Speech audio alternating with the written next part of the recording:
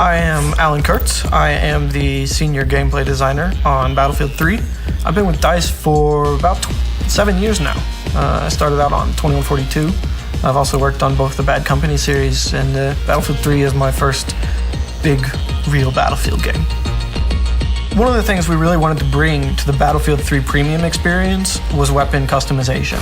We looked at what was missing from our weapon customization and we said, we want camouflage. We want weapon camos that our premium players can use on the battlefield, show off, show that they're dedicated Battlefield players.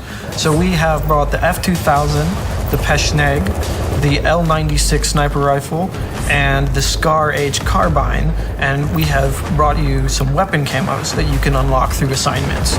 We think it'll let premium users really stand out on the battlefield. In close quarters, you're getting 10 new guns. 6 of those are really focused on the close quarters experience, and 4 of them are weapons that each kit can take back to the greater battlefield and have a new experience with.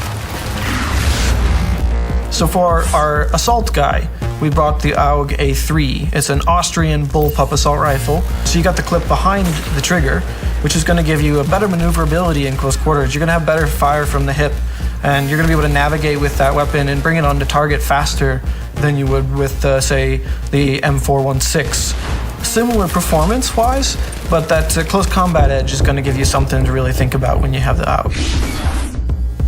For the engineer, we've got an Israeli bullpup. It's called the MTAR. It's a super short version of the Israeli assault rifle called the TAR-21.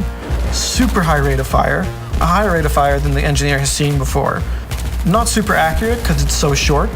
Kind of like a FAMAS for the engineer. I know that guys have been looking for that super high rate of fire volume output gun, and I think we've really brought that with the MTAR. The high-tech weapons come to the support kit this time, with the new LSAT is part of the Army's lightweight weapon technology. And this is a belt-fed machine gun, but it has a special new linking system and a different bullet that makes the weapon much lighter than most belt-fed machine guns.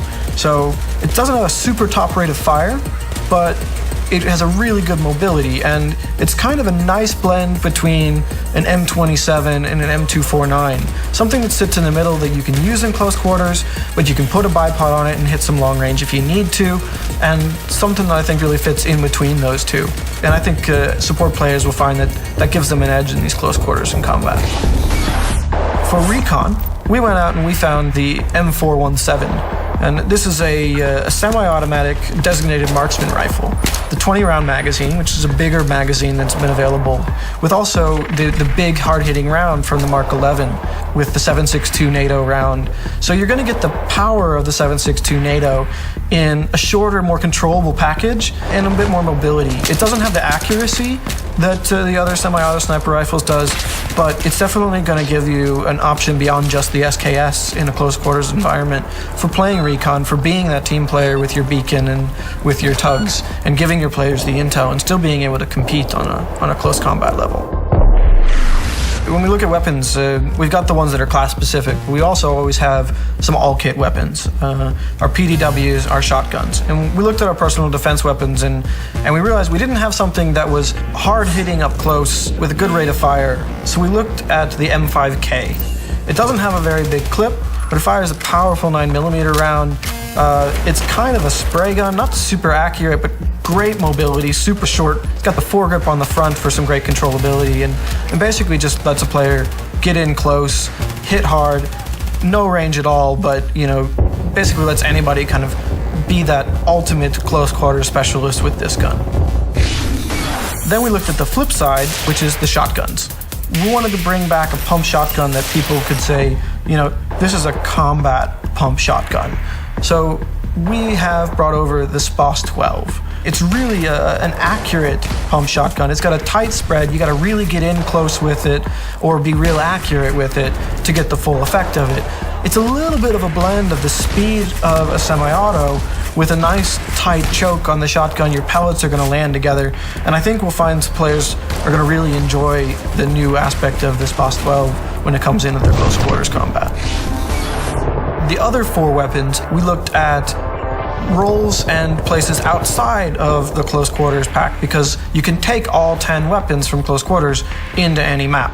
and that's been really important for us. So on the Assault kit, we've brought over the SCAR L, and this brings a super popular SCAR platform from the Engineer over to the Assault side.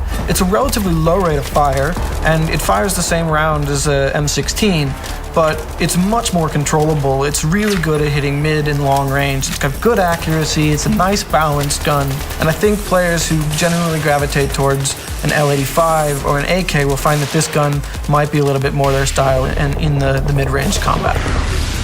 For the Engineer, we've got the ACW-R, which is an American assault rifle. It's pretty popular today with the Special Forces, and we've done it up differently here. We're bringing the 6.5mm round, and this is a Special Forces round specifically developed for short-barreled rifles, for getting out there and giving a bit more impact at range than the 5.56 round typically does. So your ACW-R isn't going to be quite as good up close as most carbines, but it's going to give you a bit more range, and it's going to give you a bit more controllability than the SCAR H, which is our long-range carbine today. So I think it'll fit into a niche where some players have been complaining that they don't quite have what it takes at distance with a carbine, while giving them a trade-off that still makes it a balanced gun. Recon has always been about long range. We knew we had to bring in something bolt action that players were really going to be able to say, this is a new bolt action gun, it's something I haven't seen before, something unique. So we went out and looked, and we found the J&G 90. This is actually a Turkish rifle, renowned for its accuracy, one of the most accurate sniper rifles in the whole world. We think that players, when they get their hands on this, will be making those long-range headshots and really pulling down some marksman bonus with this one. Finally, for support, we've got the L86 LSW. That stands for Light Support Weapon. This is the British Army's light support weapon. It's a clip-based weapon. It's got about 42 rounds or so in the magazine, similar to an RPK or an M27, except this one's bullpup. This is the big brother of the L85 for the assault class. Super accurate, great on a bipod, but also has some mobility bonuses, so it'll let it double up in the close quarters environment, especially if you slap a laser sight on there or a foregrip, and you can really get a nice, good, accurate close combat light support weapon. I think players who like the L85 will find a support weapon that they can really go to in the L86.